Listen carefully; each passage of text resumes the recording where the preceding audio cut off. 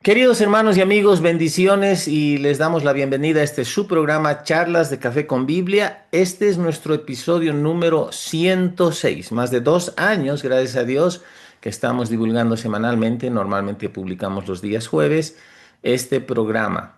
Y bueno, es bueno aclararlos o reiterar de que este programa es grabado y es publicado de manera diferida. Hasta ahora no hemos hecho ningún programa en vivo. Algún momento lo haremos, pero creo que eso sería sujeto a una consulta acerca de disposición de tiempo y en qué horario sería mejor.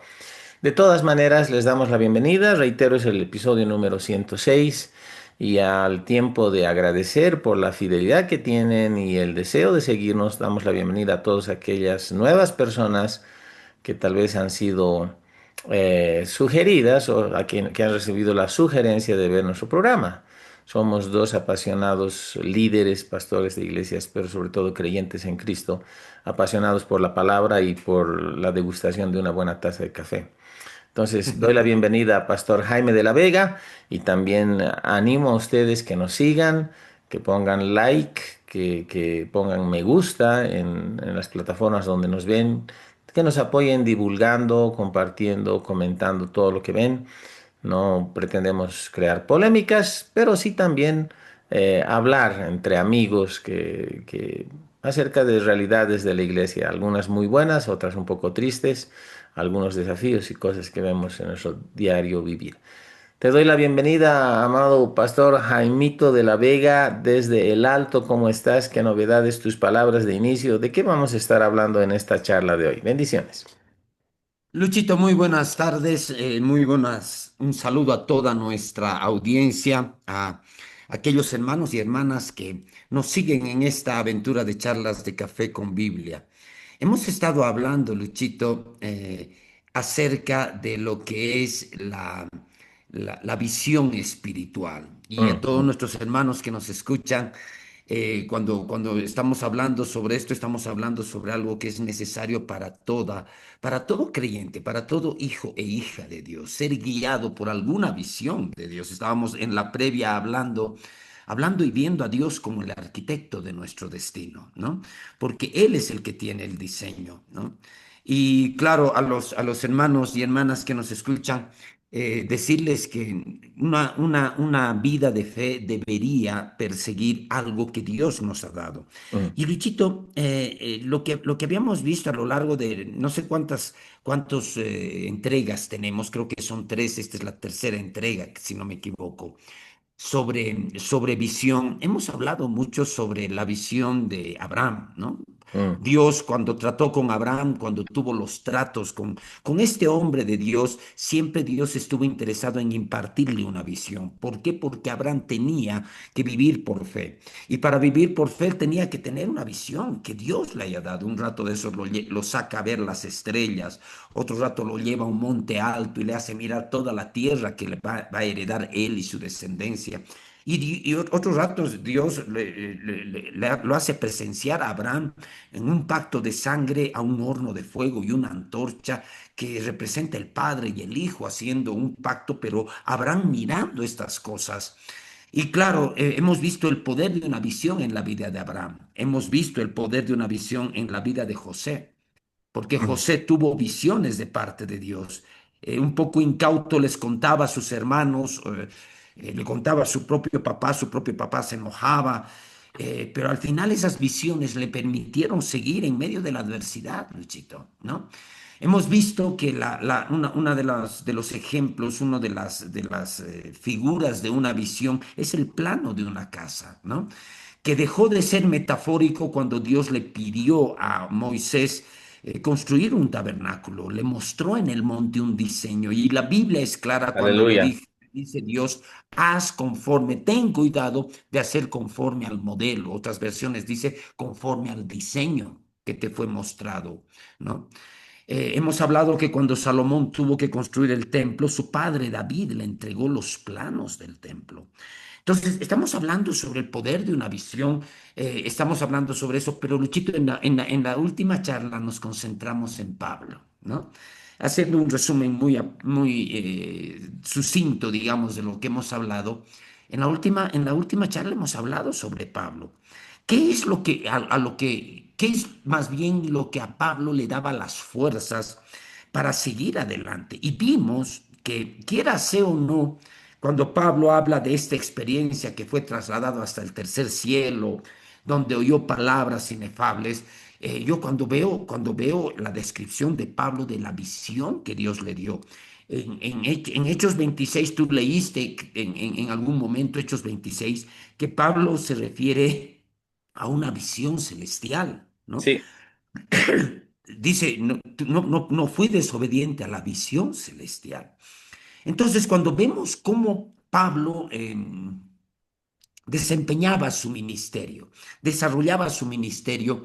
Hemos visto en el último programa que el enemigo levantaba oposición contra él. Y esto es importante porque es algo que puntualizamos en el anterior programa, ¿no? Dios tiene una visión para ti, hermano, pero no podemos dejar de percatarnos que también el enemigo tiene una visión para nosotros, ¿no?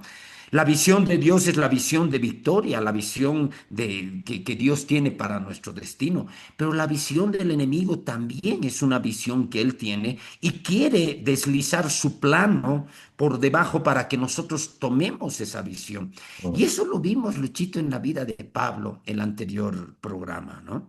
Vimos cuando hablábamos del aguijón de Pablo, porque hablamos sobre el aguijón de Pablo en el sentido de que el aguijón de Pablo, el mismo Pablo lo describe como un mensajero de Satanás, mandado para bofetearlo. Era alguien que era una, tú usaste una expresión que me gustó, era una personalidad espiritual.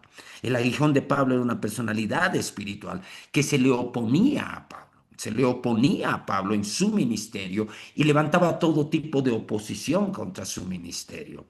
Y nosotros nos preguntábamos, tal vez retóricamente, ¿qué es lo que a Pablo le daba fuerzas, ¿no? Para seguir. Tenía una visión.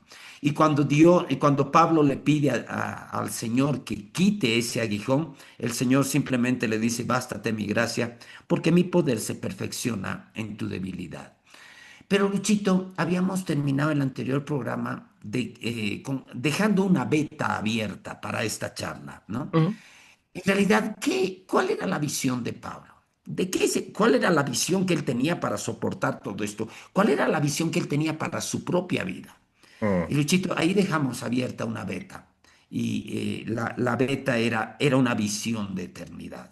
Era una visión de eternidad. Cuando Amén. yo veo a Pablo, y vamos, tal vez podemos ver muchos de los pasajes de sus escritos, yo veo a alguien guiado por la eternidad.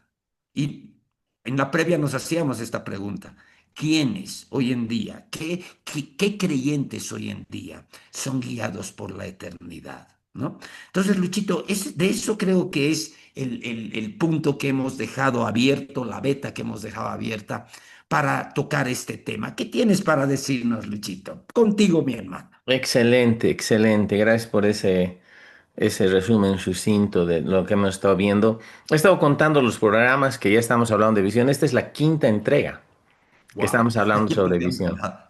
Porque tuvimos el especial programa 100, el 101 hablamos de los peligros de la IA y ahí le metimos el 102, 103, 104, 105 y este dice el 106. Entonces esta ya es la quinta entrega sobre visión. Perfecto. Pero celebro que pase rápido, digamos, en nuestro imaginario, en nuestra conciencia, porque, bueno, disfrutamos lo que estamos hablando, pero creo que más allá de que este es un tema que normalmente se habla a inicios de año y estamos en esa línea, digamos, em, qué importante es tocar esta parte, porque hemos abundado en algunos ejemplos, ¿no? Bíblicos, José, Abraham principalmente.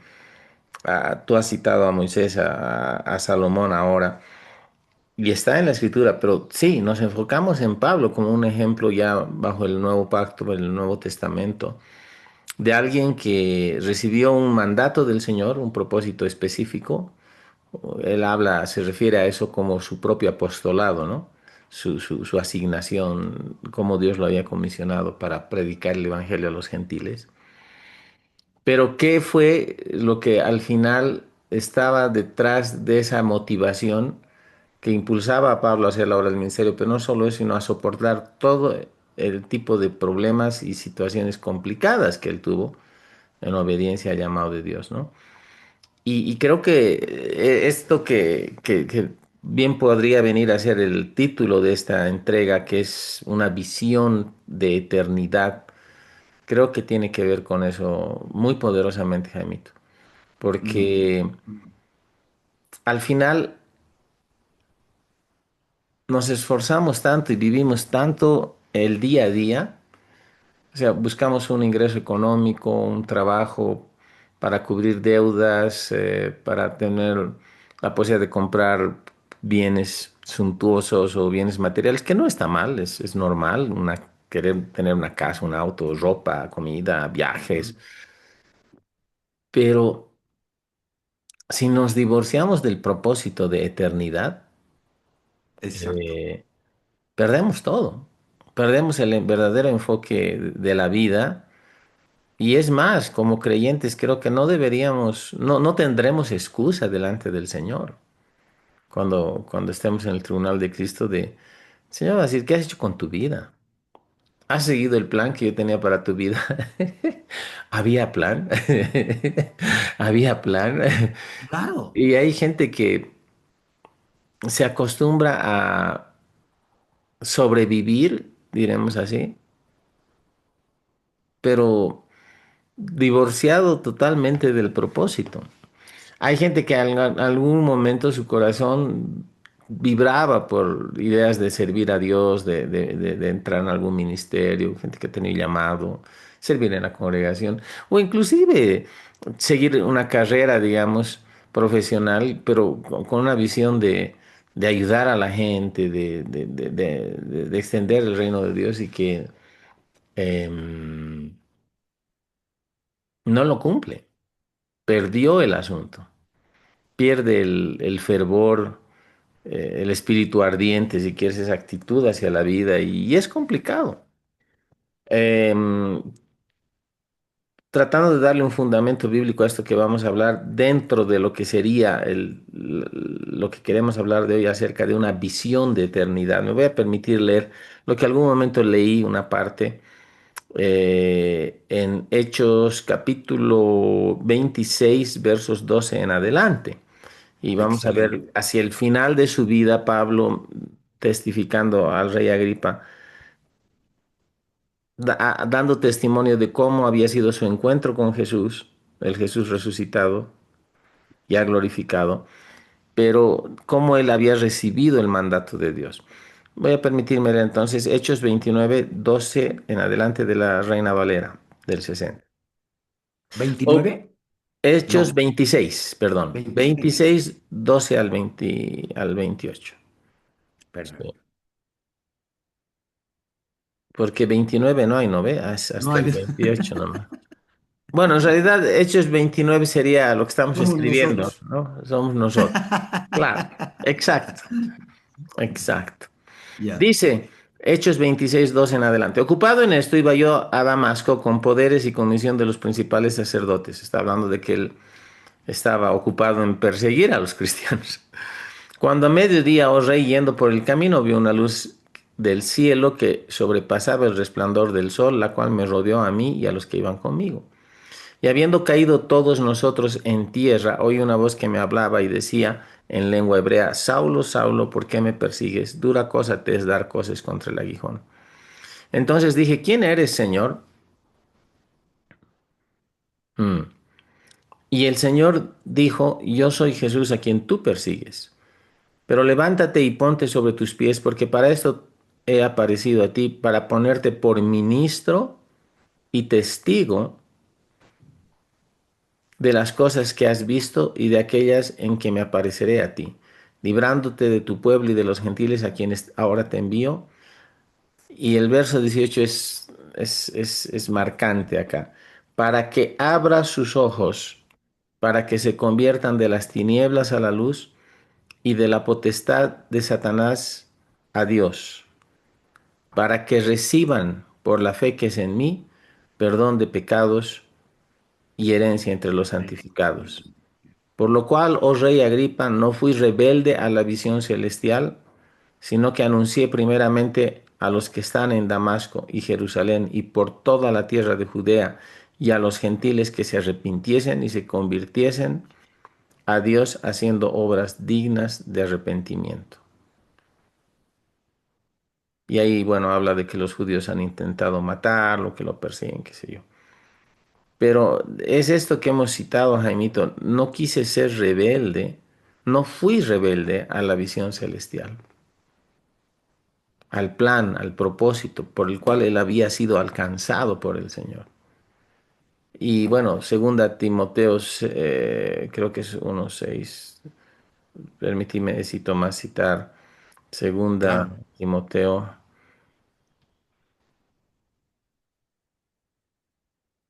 1:9.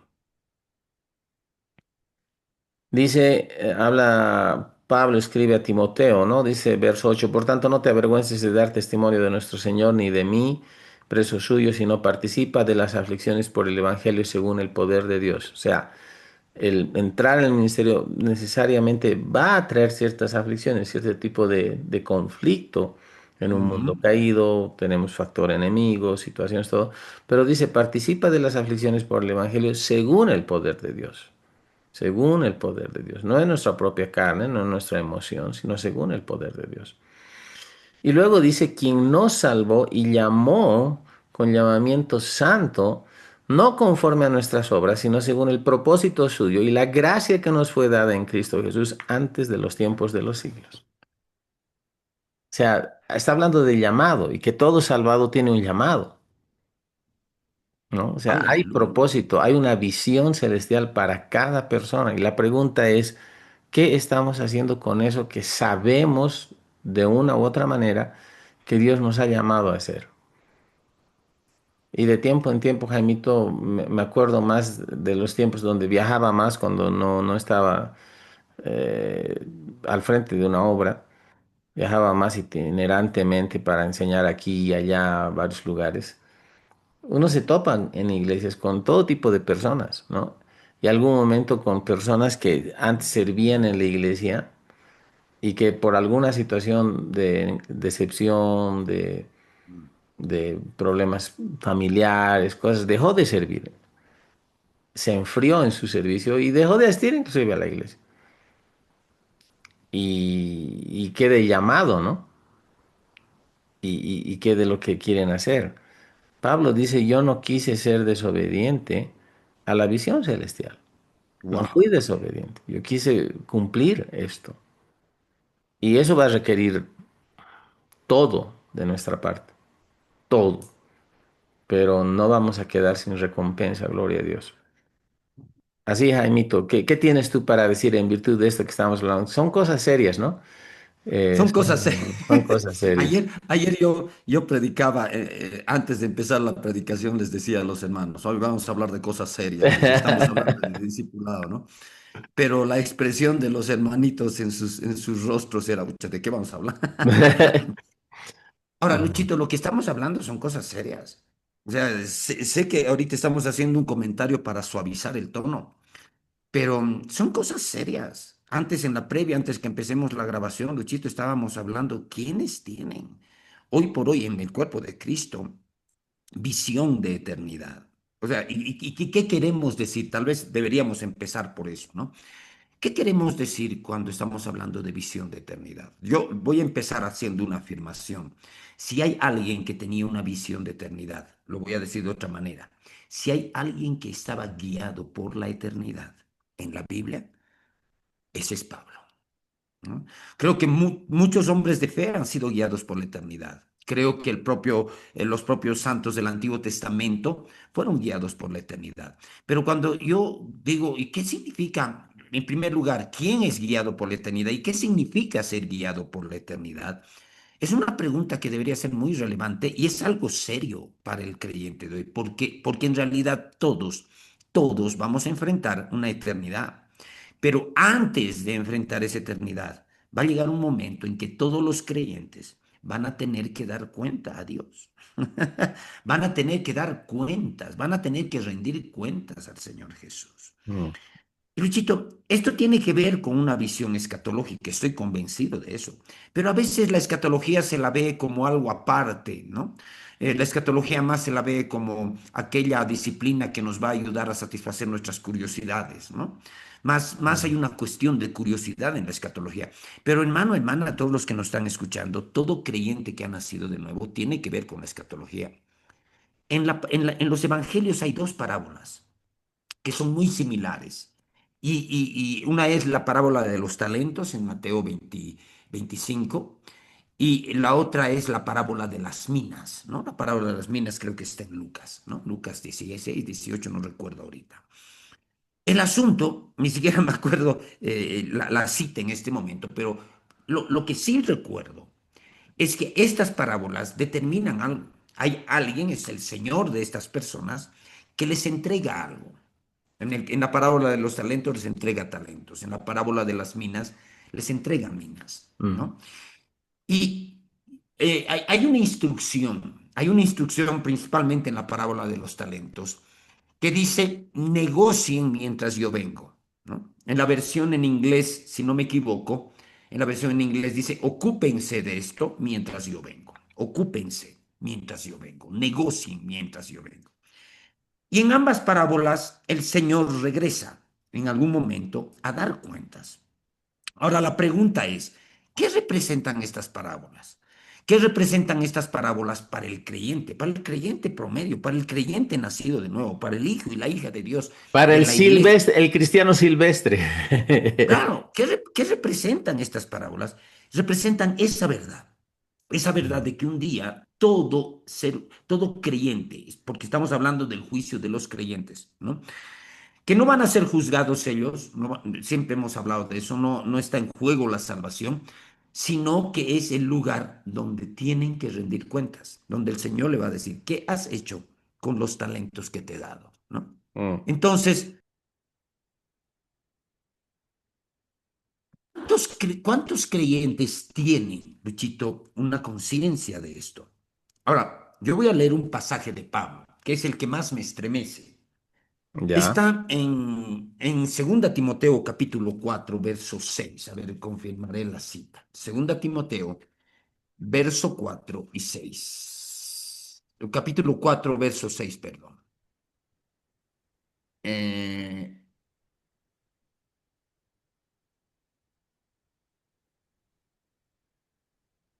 en este pasaje, miren lo que dice. Este es una despedida. Todos los estudiosos afirman que esta carta, 2 Timoteo, es la última carta que escribió Pablo, el último documento, el Sí. documento tardío antes de que Pablo sea sacrificado. Y Ujú. él ya lo sabía. No olvidemos que Pablo era un hombre guiado por el Espíritu Santo. El Espíritu Santo le había dado visiones, el Espíritu Santo le había revelado todo lo que él escribió. Y seguramente, con toda probabilidad, el Espíritu Santo también, cuando escribe esta carta, ya le había noticiado a Pablo que estaba cerca su partida. Y él lo dice, él lo dice. El verso 6 dice, porque yo ya estoy para ser sacrificado y el tiempo de mi partida está cercano. Hermano, hermana, el apóstol Pablo sabía que lo iban a matar. Luchito, cuando los estudiosos ven esta carta, normalmente los estudiosos deducen que Pablo tuvo dos encarcelamientos. Sí. El primer encarcelamiento es al final del libro de los Hechos, cuando llega como preso a Roma y en Roma es puesto en detención domiciliaria. Es el primer encarcelamiento que los estudiosos afirman que se ha pasado, pero muchos afirman que después de eso fue liberado. Y él predicó, muchos afirman incluso, aunque no hay evidencia histórica, de que incluso predicó en Europa y tal vez haya llegado hasta España, porque en sus cartas decía yo quiero llegar hasta España, ¿no? Pero al final de su vida hay un segundo encarcelamiento, que es el encarcelamiento en el cual escribe esta carta.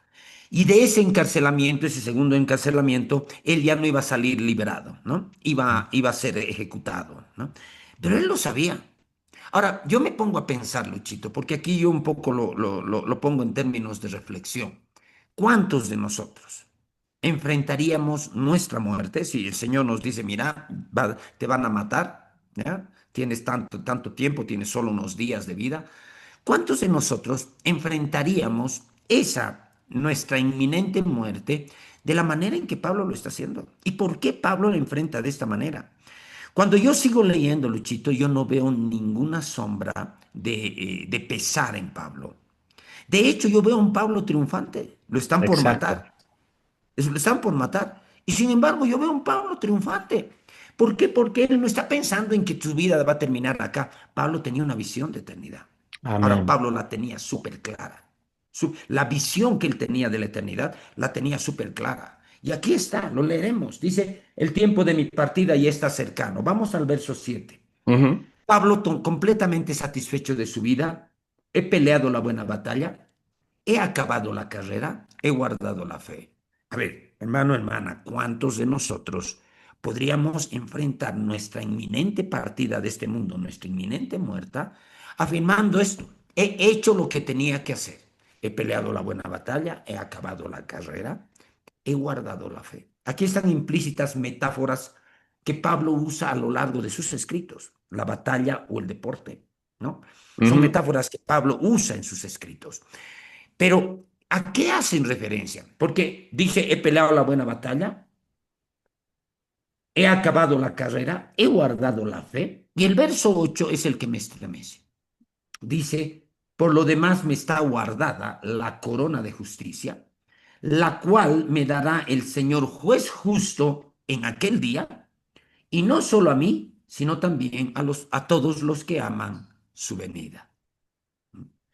Y uno se pregunta, Luchito, sí, yo me acuerdo que cuando leí estas cosas, cuando recién estaba leyendo la Biblia, había muchos misterios en estas cosas para mí. Muchos misterios. ¿De qué está hablando? ¿De qué corona está hablando? ¿Cuál es aquel día? ¿No? ¿De qué se trata esto? Ahora, sin entrar en mayores detalles, Luchito, esto no es otra cosa que una referencia al tribunal de Cristo. No es Amén. otra cosa que eso, ¿no? Es una referencia a aquella verdad bíblica que reflejan estas parábolas de Jesús, la parábola de los talentos y la parábola de las minas. Es una Mm. referencia al momento en que los creyentes, cuando el apóstol Pablo dice, por lo cual me está guardada la corona de justicia, la cual me dará el Señor juez justo en aquel día, y uno se pregunta, ¿de qué aquel día habla Pablo? Pablo habla como si todos entendiéramos. Y la verdad en este siglo XXI es que hay muchos creyentes que no entienden a qué se refiere Pablo con aquel día. Hermano, hermana, esto es el tribunal de Cristo. Aquel día es el día en que cada creyente va a enfrentar a su Señor. Y no quiero yo dejar de comentar que esto no tiene que ver con nuestra salvación. En el tribunal de Cristo nuestra salvación no está en juego. Hermano, hermana, cuando tú estés en el tribunal de Cristo vas a estar allí porque eres salvo. Y esa salvación es segura. Pero, ¿qué es el tribunal de Cristo? ¿Qué significado tiene el rendir cuentas? ¿Y por qué Pablo habla de la corona de justicia? ¿No? Porque él dice, por lo demás, me está guardada la corona de justicia. ¿Qué es la corona de justicia? La cual me dará el Señor juez justo, está hablando del Señor Jesús en aquel día, el tribunal de Cristo, y no solo a mí, porque no solo va a ser una corona para el apóstol Pablo, no solo a mí, sino también para todos los que aman su venida. Aquí hay algo importante, amar su venida. Luchito, ¿quiénes son los que aman su venida? Si no son aquellos que están guiados por la eternidad, ¿no? Ahora, este pasaje me muestra que Pablo fue un hombre, aparte de recibir revelación, que la plasmó en la Biblia. Escribió, muchos dicen, casi 2/3 del Nuevo Testamento. De hecho, es más de la mitad del Nuevo Testamento que ha sido escrito por Pablo. Dios le reveló todo eso que le escribió, le reveló en visiones, cuando fue llevado al tercer cielo, me imagino, y cuando oyó palabras inefables que no les dado al hombre expresar. Ahí yo creo que el Señor le reveló todo lo que nosotros tenemos en la Biblia, que fue escrito por la pluma de Pablo. Pero esto no solamente era una visión de Pablo para darnos la revelación a toda la cristiandad histórica, porque gracias a los escritos de Pablo tenemos una Biblia completa. Sin los escritos de Pablo, la Biblia estaría incompleta. Mm. Pero gracias a los escritos de Pablo tenemos una Biblia completa. Pero yo veo acá, Luchito, que aparte de que Pablo tenía una visión para desarrollar su misión, la misión de él era ser el gran apóstol Pablo y plasmar en la Biblia la revelación que Dios le dio. Pero aparte había una visión que tenía que ver con su eternidad de él. O sea, yo me pongo a pensar, Pablo está hablando de una corona. Cuando hablamos de las coronas, estamos hablando de recompensas, De premios, estamos ¿no? hablando de Oh. galardones, porque de eso se trata el Tribunal de Cristo. Es el lugar donde se entregan los galardones, donde se entregan los premios, donde se entregan las recompensas. Esta corona de justicia, que entre paréntesis es una de las 5 coronas de las que podemos nosotros leer en la Biblia, es un galardón, es un premio. Es un premio. Pero cuando yo veo a Pablo enfrentar la muerte, yo digo, caramba, es admirable. Pues no solamente cumplió su misión, no solamente fue el gran apóstol Pablo, sino que él tenía una visión con respecto a su futuro. Él dice, he acabado la carrera, me van a matar, he acabado la carrera, he guardado la fe, he peleado la buena batalla. Tal vez el orden lo estoy invirtiendo. Pero él dice, he hecho lo que tenía que hacer. Y Pablo no está hablando de una posibilidad, está plasmando, inspirado por el Espíritu Santo, una certeza que él tenía.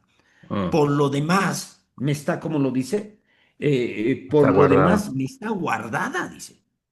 Pablo está afirmando algo que él sabe. No está haciendo una conjetura, no está diciendo, ahora voy a ver qué me dice el Señor. No, él dice, me está guardada. Me está guardada la corona de justicia, la cual me dará el Señor juez justo en aquel día, y no solo a mí, sino a todos los que aman su venida. Es decir, y aquí yo quiero hablar a las personas, a los hermanos que nos escuchan. Tenemos una misión que hacer, que realizar como hijos de Dios, muchos como ministros, pero hay algo que tiene que ver con nuestra eternidad. Hay algo que tiene que ver con nuestra carrera, ¿no? Ahora, Luchito, este es uno de los muchos pasajes que yo puedo ver en la Biblia en la que veo a un Pablo guiado por la eternidad. ¿Qué tienes para decirnos sobre este tema, querido hermano? Estoy, Contigo, Luchito. gracias. Estoy considerando esta frase, la corona de justicia, ¿no? Y tiene que ver con un galardón, un premio. Y Pablo constantemente, creo que Pedro en algunas de sus epístolas también lo hace, apela a la figura o al contexto histórico de las competiciones que había, ¿no? Exactamente. Las Olimpiadas o ese tipo de competiciones donde había un primer, un Exacto. segundo, un tercer premio, ¿no? En alguna otra parte, Pablo habla acerca de que él corre la carrera, pero no como a la aventura, ¿no? Exacto. Él golpea, pero no como, no de una manera carente de No disciplina golpea o el de aire, ¿no? propósito, ¿no? Sino más bien muy enfocado. Él sabe lo que tiene que hacer. Y colocando todo esto en el contexto de la línea de tiempo de la existencia de Pablo en esta tierra, sí, entendemos que esta es la última carta que él escribe ya desde la prisión, sabiendo que el tiempo de su partida está próximo. Entonces, él se da un tiempo para compartir los resultados de, me imagino, su propia autoevaluación, considerando el fruto de su vida y si es que él ha logrado su propósito, se ha alcanzado. Y él, estas palabras de guardado, he peleado la buena batalla, he acabado la carrera, he guardado la fe, creo que es la frase que cada uno de nosotros tal vez debería desear que estén en nuestras lápidas, ¿no? Eso de Exacto. no sé si lo alcancé, eh, Veré qué me dice el Señor. yo sé, sí, veré qué me dice el Señor, o bueno, al menos intenté, ¿no? O sea, ese tipo de frases. Pero no es el caso de Pablo. Ahora, ¿qué es lo que lo lleva a ser capaz, en un total sinceramiento como él es en su estilo de escritura? Siempre lo vemos hablando, poniendo la verdad por sobre cualquier cosa.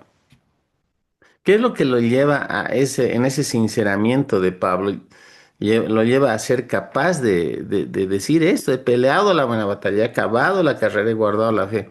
Como tú bien dices en otras palabras, he cumplido mi misión, mi asignación. Eh, eh, Fui llamado, fui alcanzado para cosas específicas y las he cumplido. es porque él se dio esa tarea, es porque primero él tenía claridad acerca de su llamado. Yo entiendo que él no se metía ni pretendía hacer cosas que él no le había llamado a hacer. Y es claro, eso es claro cuando entendemos que él es, lo puedo decir así, que él fue llamado por el Señor con un llamado específico que él se esforzó en cumplir a partir de verse en la, o sea, de verse como objeto de la misericordia de Dios que lo alcanzó en la redención, digamos así. Porque en algún otro momento él dice, yo fui como un abortivo, ¿no? O sea, yo venía a ser apóstol, pero soy uno de los más pequeños apóstoles, ¿no? Porque yo estaba persiguiendo a la iglesia, señores.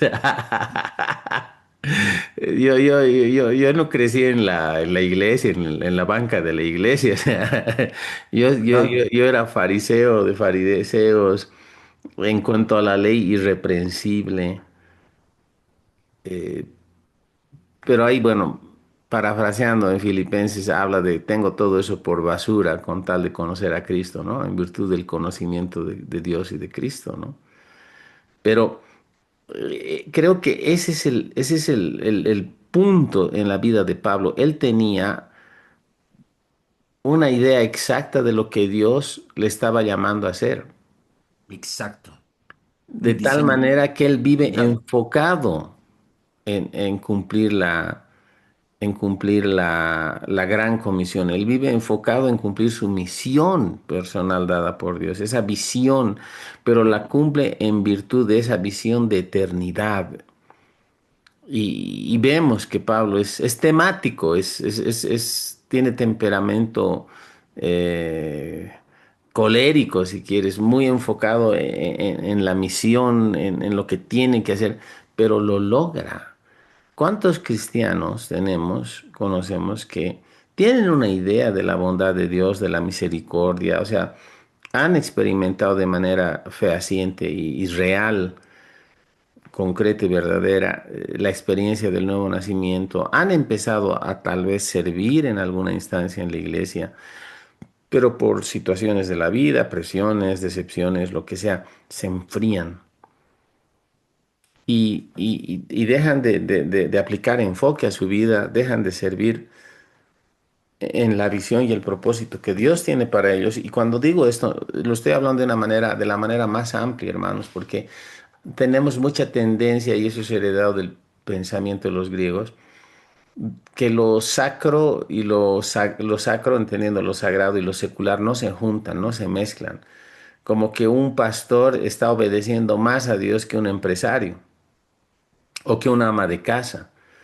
Y se filtran esas ideas a veces que no son otra cosa que errores, que malos entendidos, malas interpretaciones, interpretaciones antojadizas que algunos líderes tienen por causa de que replican ignorancia en semilla, de que el llamado de Dios solo comprende ejercer uno de los 5 dones ministeriales o de servicio en la iglesia. Y no es así, es integral, es Amén. integral. Pablo mismo, o sea.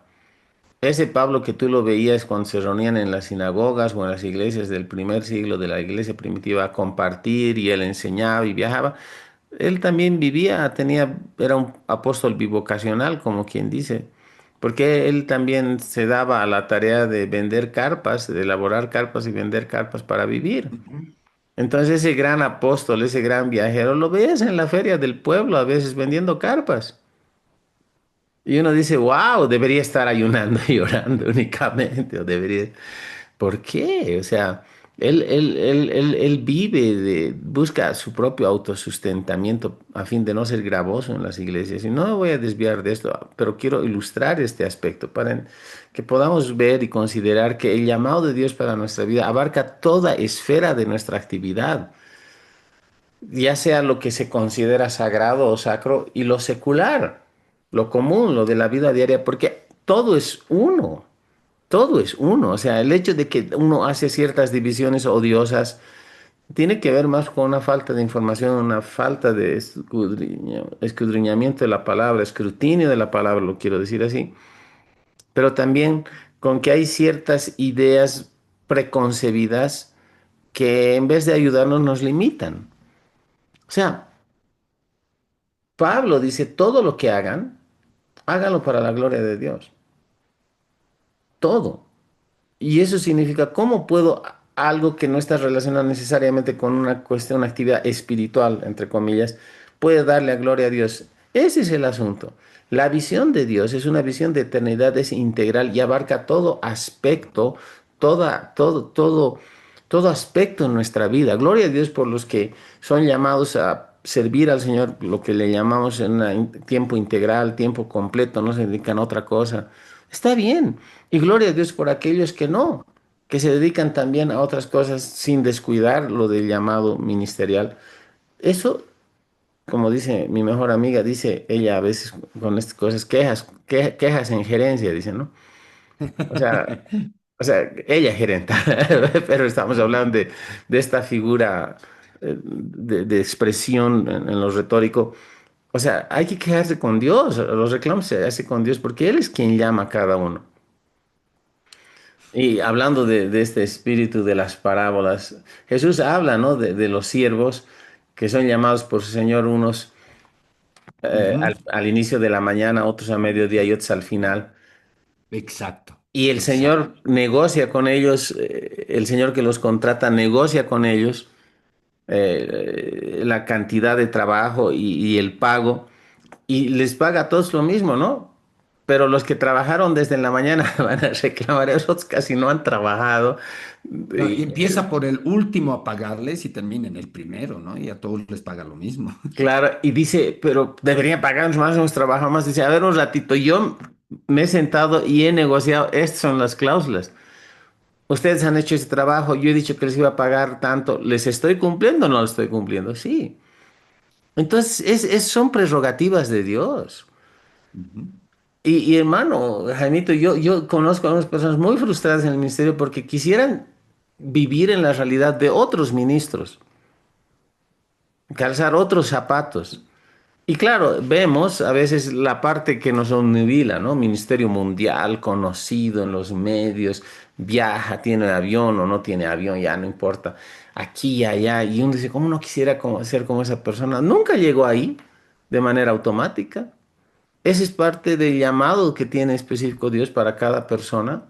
¿Por qué tener que envidiar o compararme con otros tipos de llamados, otro tipo de actividades y descuidar mi relación con Dios a partir de la cual yo voy a recibir el llamado que Dios tiene para mi vida? Porque ese es el problema. Vivimos comparándonos, deseando, envidiando a otros a veces y nunca llegamos a tener a desarrollar el propio llamado del Señor.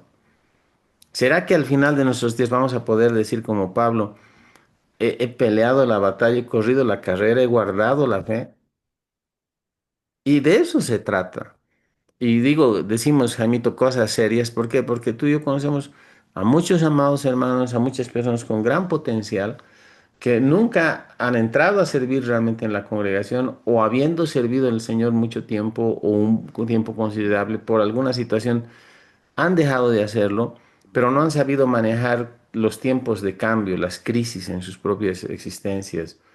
Y al Mm. final, hoy por hoy, teniendo gran potencial, pudiendo hacer cosas mayores, no las están haciendo.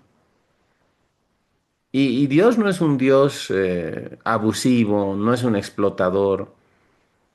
Él va a recompensarnos. Él, la Biblia habla de recompensas. Pablo, en sus palabras póstumas, él dice, me espera la corona. El Aleluya. Señor va a dar. O sea, él está diciendo, hay una recompensa para mí. Él me la va a dar. He cumplido mi misión. Aleluya. Porque Dios no es deudor a nadie. Hebreos 6:10 dice que Dios no es injusto para olvidar el trabajo, la obra, de Exacto. amor que hacemos. Exacto. O sea, nadie va a llegar al cielo y decir, oye, Señor, mira que me tuviste en el tiempo, se te olvidó, se te olvidó recompensarme. No, Dios recompensa, Dios sustenta, Dios provee. Eso no significa que no vamos a tener que tomar a veces decisiones un poco fuertes, y tener certeza. Creo que eso es importante de, de cuál es el llamado que tenemos. Es algo que a mí me toca mucho, ¿no? Porque a veces uno, el enemigo trabaja, ¿no? En nuestro sistema de pensamiento cuando hay tiempos difíciles. Te hubieras dedicado a otra cosa, te dice. Mm, El diablo te abraza y te dice, te hubieras dedicado a otra cosa. Y ay, es complicado eso. O sea, uno tiene que tener total convicción del plan de Dios. Y de tiempo en tiempo creo que nos asiste el derecho a revisar lo que estamos haciendo, e inclusive escudriñar nuestras propias motivaciones. Y creo que es una buena pregunta, Jaimito. Ahorita estamos ya llegando al punto, al menos yo en mi sinceramiento en la vida. Hace años estaba pensando un mensaje que tenía que dar para fin de año, creo, en la iglesia que estaba pastoreando, eh, antes de estar en esta otra segunda iglesia. Pero más allá de los detalles, la pregunta era, ¿por qué hago lo que hago? ¿Por qué estoy haciendo esto que estoy haciendo? O sea, es mi capricho, es mi flojera, es mi deseo de no hacerme, no incursionar en otras actividades de la vida y ver si realmente soy competitivo en cuanto a lo que tengo que ofrecer desde el plano profesional, porque gracias a Dios tengo una profesión, pero no va por ahí. No va por la lógica de estudiar medicina porque vas a tener más plata, ¿no? No seas músico porque ucha, vas a vivir con lo... O sea, creo que uno debería hacer lo que le agrada hacer, lo que ha sido, eh, lo que ha recibido, lo que le agrada hacer en función de las capacidades naturales que Dios le ha dado y de paso poder vivir bien de eso.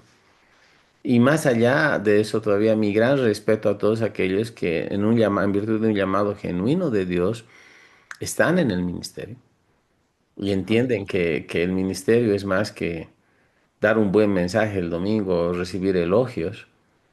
¿Cómo te han mm. dicho a vos? ¿Cómo te han dicho? ¿Te has rajado? ¿Te has Te pasado? has lucido, Te has te lucido, has puta, lucido. así, como si uno buscara lucirse, digamos, o sea, Es como si agradable viviéramos escuchar de eso. elogios de ese tipo. Hermanos, yo sé que, gloria a Dios por el buen corazón de muchos que quieren alentarnos así, pero va más allá. Igual, a ver, hablaremos de eso. Yo iba a una iglesia en La Paz de un amigo mío.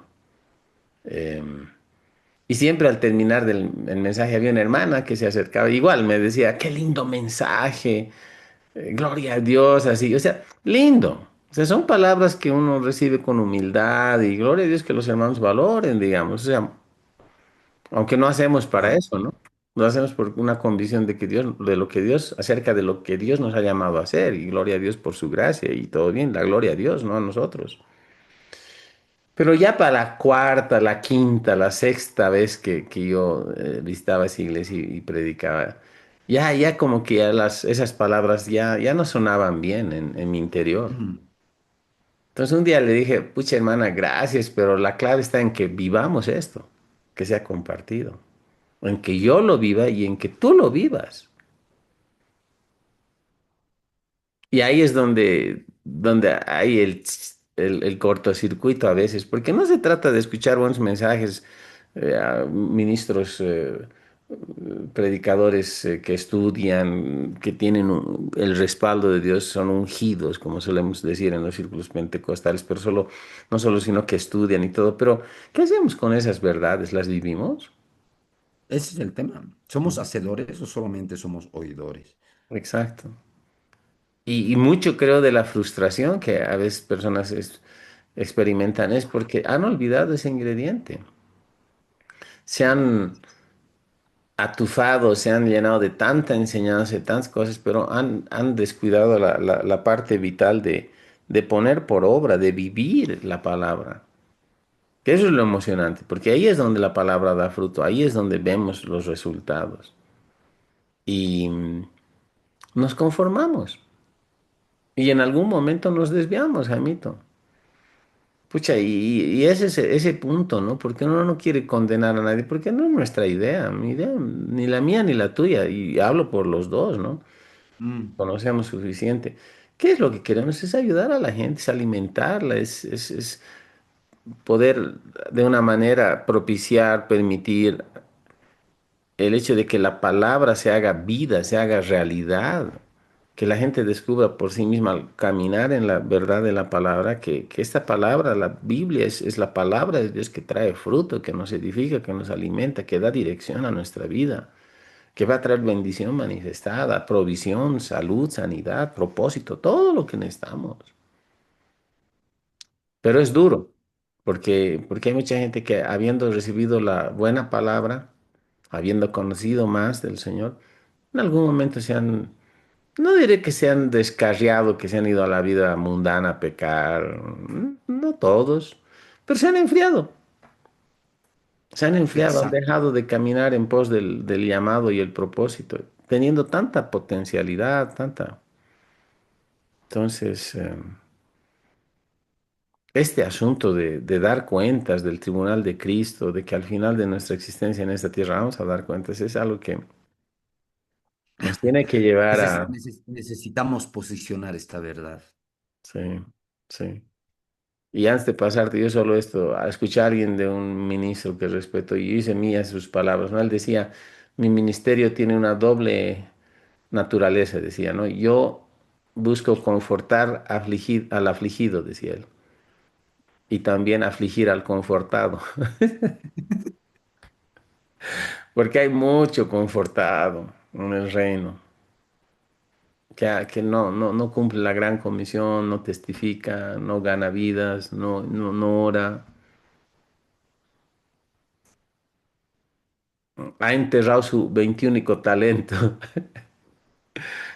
No lo ha hecho producir, no lo está invirtiendo. Y cuando venga el Señor, lo va a desenterrar, lo va a limpiar, así, Aquí y está se lo lo va a tuyo. dar, Sí. ¿no? Y no hay fruto. Es eso, Jaimito. Wow. Yo estoy medio así parsimonioso en esta charla, no estoy muy dinámico, porque estoy meditando, estoy pesando mis palabras, hermano. Amén. Es serio. Contigo, hermano. Gracias, Luchito. Todo lo que tú estás describiendo, Luis, en este momento, tiene que ver con una actitud bien descuidada del creyente de hoy, incluyendo los ministros, ¿no? Es una actitud descuidada en el sentido de que eh, al final no están siendo guiados por lo que deberían ser guiados. ¿Cuántas personas están en el ministerio simplemente porque, digamos, fue un accidente dentro de todo lo que les tocó vivir, ¿no? Y cuántas personas están ejerciendo algún cargo en la iglesia sin tener un llamado. ¿Y cuántas personas teniendo un llamado no han ejercido nada? ¿No? Y uno se pregunta, ¿dónde está fallando? ¿Dónde es? ¿Dónde es?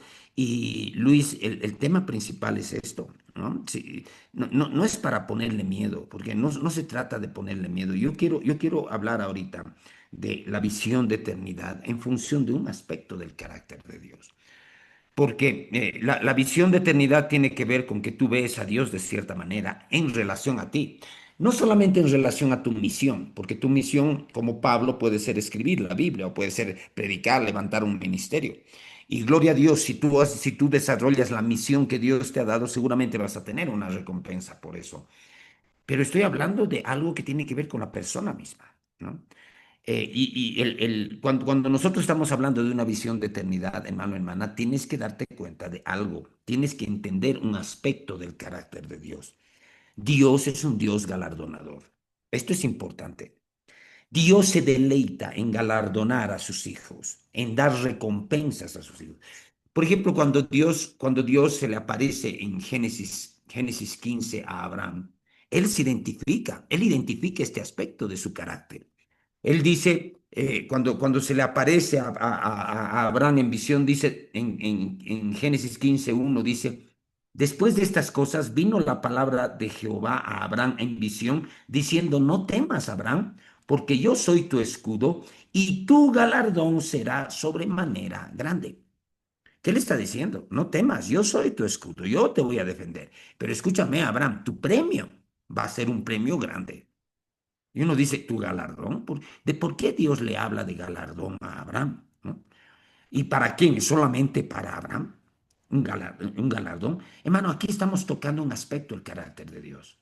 En el caso de Abraham, y estoy seguro que en tu caso, hermano, hermana, Dios está decidido a que tú encuentres tu destino y Dios se va a deleitar en galardonarte. Es lo que le decía Pablo, te lo está diciendo a ti. Yo soy tu escudo y tu premio va a ser grande. Tu premio va a ser grande. Y uno dice, entonces yo tengo que ir en función del premio.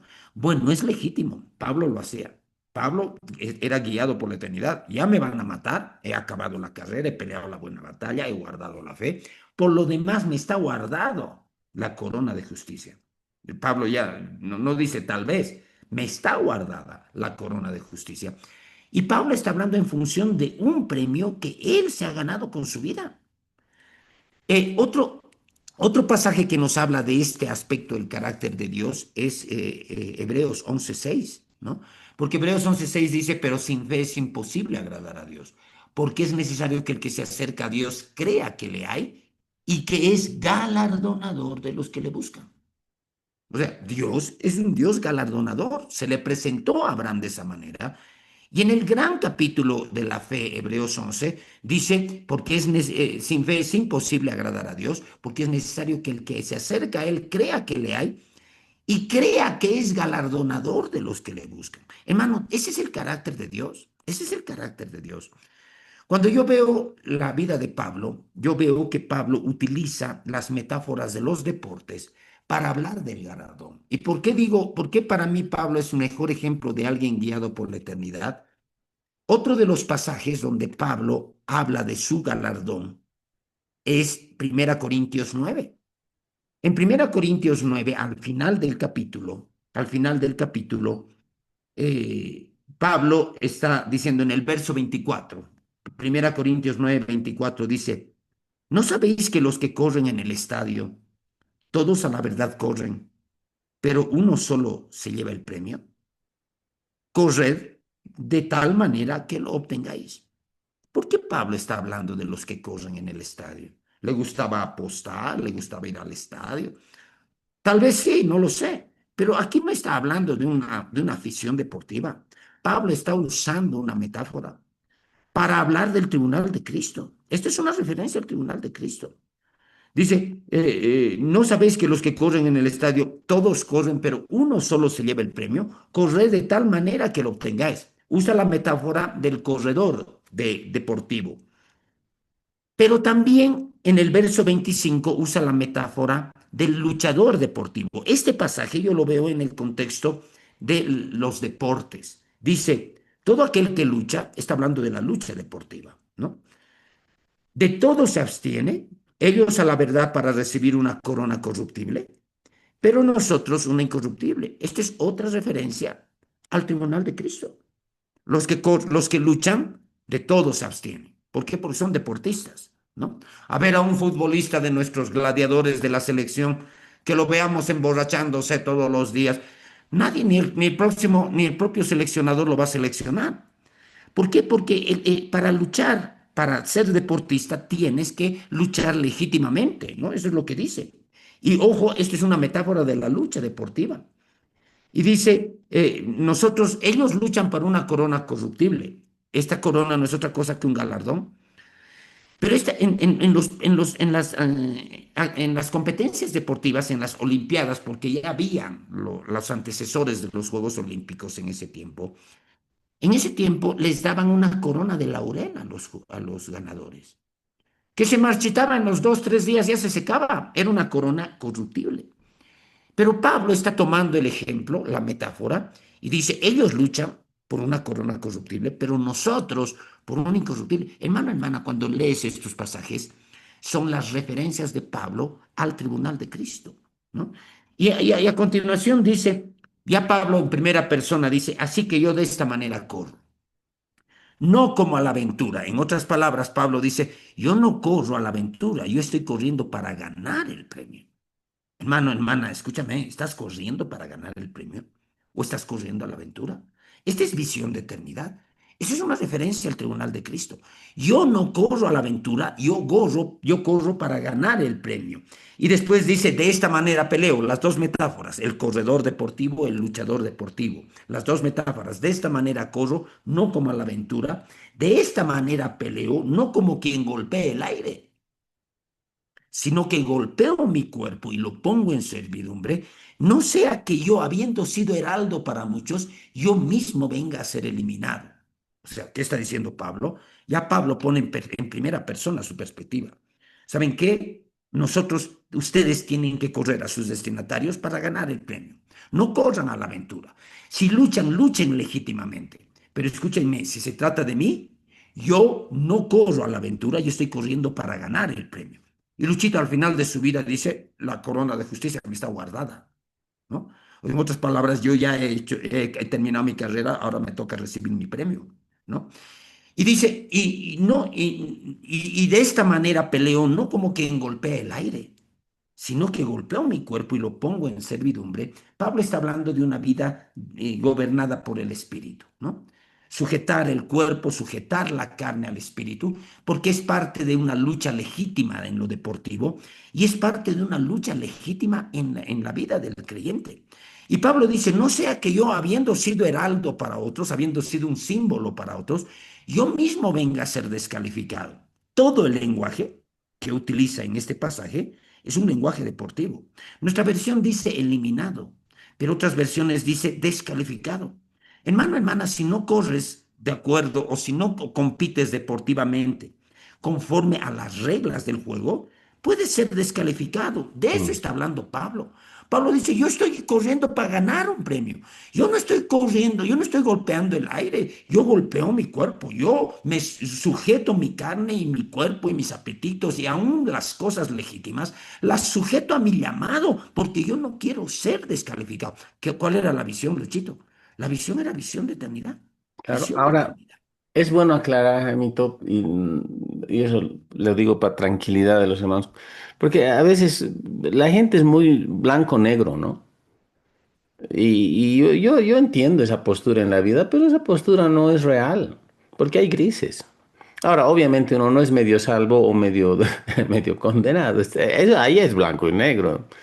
Pero cuando él está utilizando este asunto de no ser descalificado, en ningún momento él está hablando de perder la salvación, No está hablando de ¿no perder la ve? salvación. Está hablando de perder la corona, es de perder el Exactamente, premio.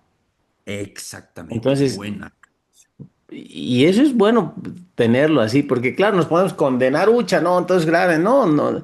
A ver, si la gente solo sirve y se consagra a Dios por miedo, el miedo es un buen motivador, pero es temporal, es muy efímero. Pierde el miedo, no estoy hablando de un temor reverente, estoy hablando de miedo. Pierde el miedo y se revienta. Sí, Nos ha sí, pasado en nuestra vida, hermano, o sea, en áreas, sí. en cosas. Y es más, el enemigo te abraza, te condena peor y dice, hipócrita, no, y ahora vamos a ir a pecar de frente, ¿no ves? O sea, el reino no avanza con eso. Dios no recibe gloria, mayor gloria. Nosotros cedemos nomás a un engaño del enemigo muchas veces cuando hacemos eso. Pero el punto es que Pablo, en esa visión de eternidad, a partir de esa visión de eternidad, él se ve como instrumento útil en las manos de Dios. Él sabe y ha decidido que él sabe que tiene que tomar decisiones concretas y decide tomarlas. Y bueno, cuando usa la metáfora del deporte, que básicamente el deportista, la vida de un deportista, de un atleta, está marcada por autodisciplina, por disciplina, Exacto. ¿no? Entonces no es una cuestión de, bueno, me va, no me va, o sea, es perseverancia, es disciplina, es tener esa capacidad de resiliencia cuando las cosas no van tan bien y todo lo demás. Exacto. Pero quisiera hacer un paréntesis aquí, Jaimito. Estamos sobre la hora ya ¿Ya? de grabación, pero te sugiero, hablaremos del Tribunal de Cristo en mayor detalle la próxima, la próxima Amén. entrega, porque hay aspectos, ¿no? Que habla sobre también que la obra de cada uno va a ser juzgada, probada, como dicen, por el fuego, ¿no? Ujú. Y creo que es importante también considerar esto en virtud de todo lo que estamos viendo. O sea, nuestro lindero general de charla es hablar sobre visión, o sea, la necesidad que tenemos de obtener el plan específico de Dios para nuestras vidas a fin de poder enfocarnos en en aquello que Dios tiene para nosotros. pero hemos agregado este elemento que es innegociable, creo, a estas alturas, que es el asunto de entender una visión para eternidad. O sea, no es solo lo que queremos hacer en esta tierra, no es solo lo que Dios quiere hacer, que nosotros hagamos en este planeta, sino es el asunto de tener y considerar la eternidad como aquella instancia en la cual nosotros hemos sido llamados por Dios, salvados por el Señor para disfrutar, pero que es tan necesario, por otro lado, que tengamos plena conciencia de esto a fin de mantenernos en fidelidad y siempre dependiendo de la gracia del Señor para hacer las cosas en esta vida.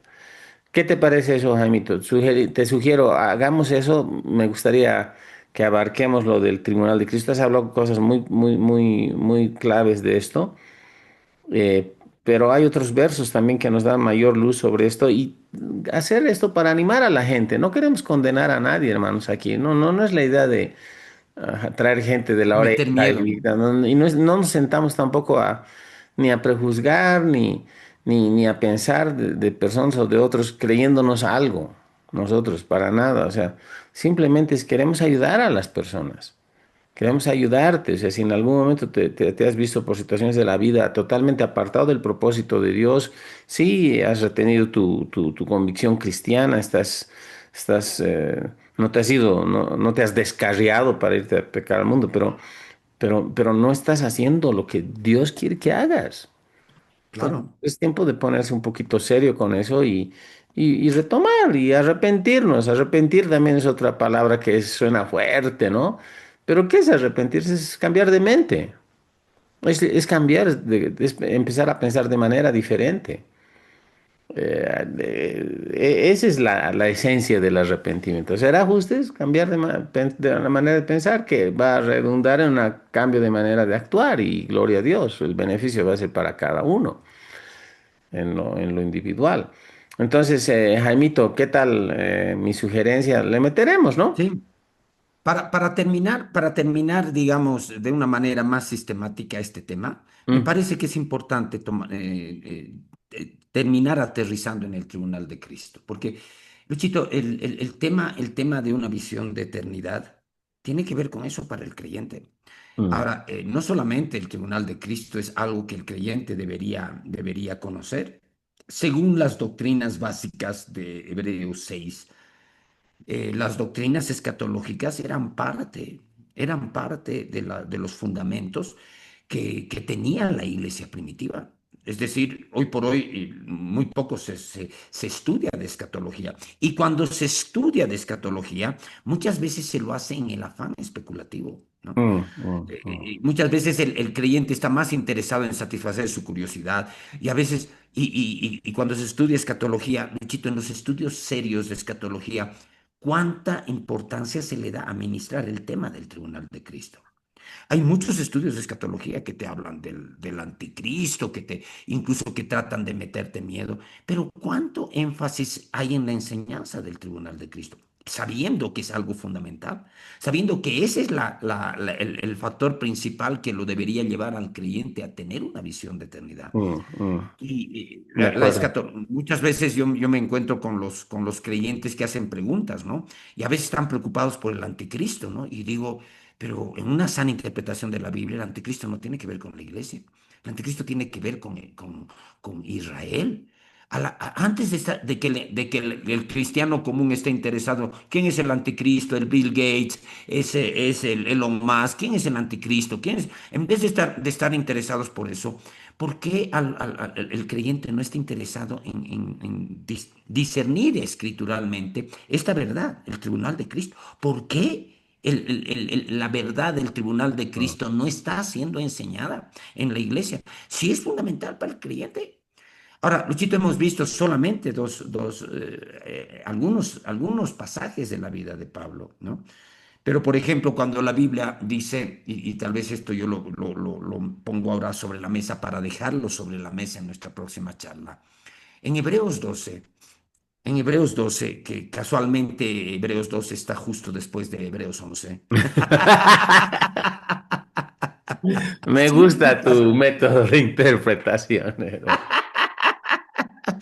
En Hebreos En Hebreos 12, la Biblia está hablando del tribunal de Cristo. Está hablando en Hebreos 11 del capítulo de la fe, el gran capítulo de la fe.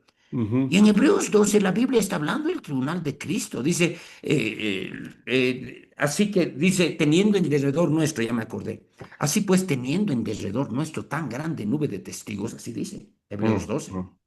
¿Cuál es esa nube de testigos?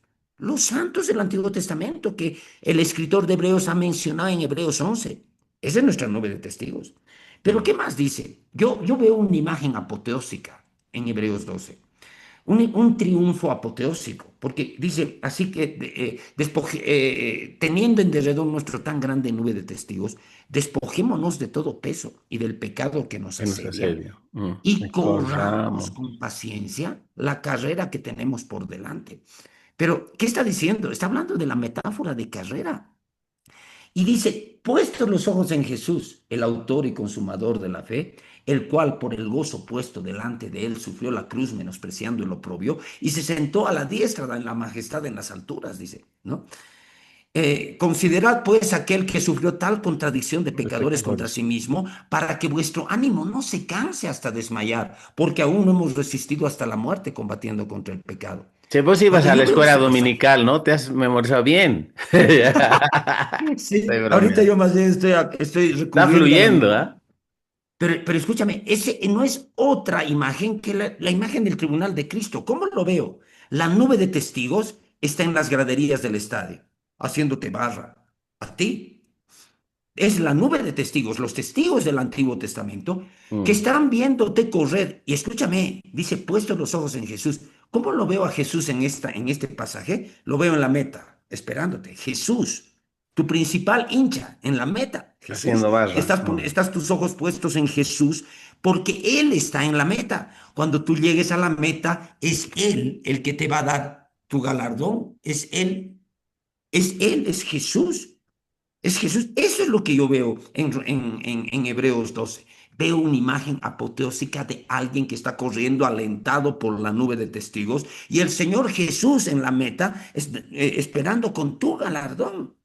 Creo que esta imagen es la imagen que cada creyente debería tener en función de la eternidad, ¿no? Amén. Despojémonos de todo peso, pongamos nuestros ojos en Jesús. No hemos resistido hasta la sangre todavía contra el pecado, así que no dejemos que nuestro ánimo se canse hasta desmayar. Y Luisito, no hay otra figura ahí que una visión de eternidad, una visión Amén. de eternidad. Y no es otra referencia que una referencia al tribunal de Cristo. Entonces, lo pongo sobre la mesa, Luchito, podríamos a partir de estos pasajes tocar el tema. No va a estar completa nuestra serie de charlas si no terminamos aterrizando en el tribunal de Cristo. Amén. Luchito, te paso la palabra, tal vez tú tienes algún comentario más que hacer, pero también guíanos en una oración para despedir nuestro programa de ahora, querido hermano. Contigo, Luchito. Ya. Amén. Sí, cerremos, cerremos. La promesa es que vamos a hablar en mayor profundidad acerca del Tribunal de Cristo la próxima sesión. Vamos a apelar a varias porciones de la Escritura que nos dan claridad sobre esto. Y como tú bien dices, Jaimito, y coincido plenamente, o sea, no podríamos hablar de una visión de eternidad sin considerar esto, ¿no? Y me Mm, gusta, solo para cerrar la idea y reforzar un poco más esto, me gusta la idea de que entendamos que Dios es un Dios galardonador. O sea, a él le place galardonarnos, dar premios. La obediencia trae premios. aleluya. Y más Aleluya. allá de las motivaciones, porque claro, no es el premio por el premio, o sea, es una cuestión de corazón. Amamos a Dios no por el premio, amamos a Dios por lo que Él ya hizo, amamos a Dios porque Él nos amó primero, como dice la Escritura. Pero nuestra obediencia no es, a ver, no es cosa, Dios no tiene en poco la obediencia de sus hijos. Dios no tiene en Aleluya. poco cualquier sacrificio que tú y yo y cualquier persona pudiera hacer en obediencia al llamado de Dios, a la visión de Dios. Dios, Dios va a galardonar esto. Dios va a recompensar, hermanos. Así que Aleluya. eso tiene que ser también algo que nos anime.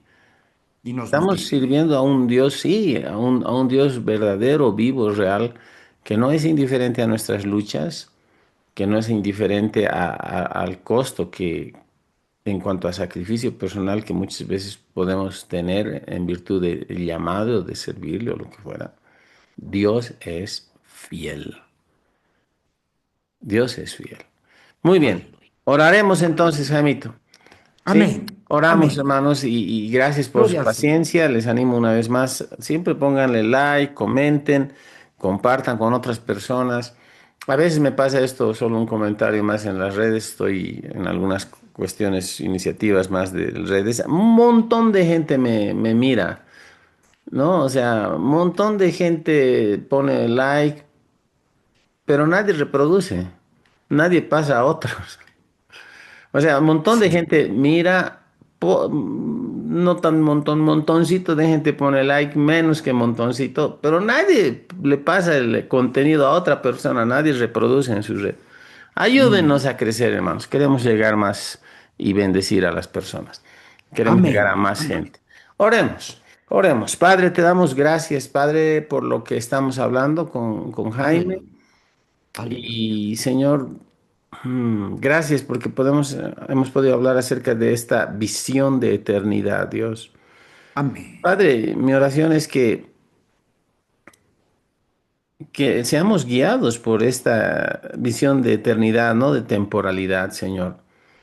Que nuestras decisiones, Señor, en la vida no sean tomadas solo a partir de una visión miope, eh, rendida rendida al impulso de la temporalidad, de las circunstancias, Aleluya. que no pesan realmente, que son temporales, que son efímeras, Dios, que no tengan estas situaciones efímeras y temporales el suficiente peso como para determinar qué es lo que decidimos, Señor, en cuanto a Sí, consagrar Señor. nuestras vidas, servirte, amarte. Ser hacedores. Padre, ayúdanos a vernos, Señor, en perspectiva de la eternidad a la cual tú nos llamas a Aleluya. vivir, a experimentar, a estar y disfrutar contigo en tu presencia, Señor. Que entendamos que esto que vemos es temporal y está sujeto a cambio, pero lo que no vemos es Amén. eterno y permanece, Dios. Amén.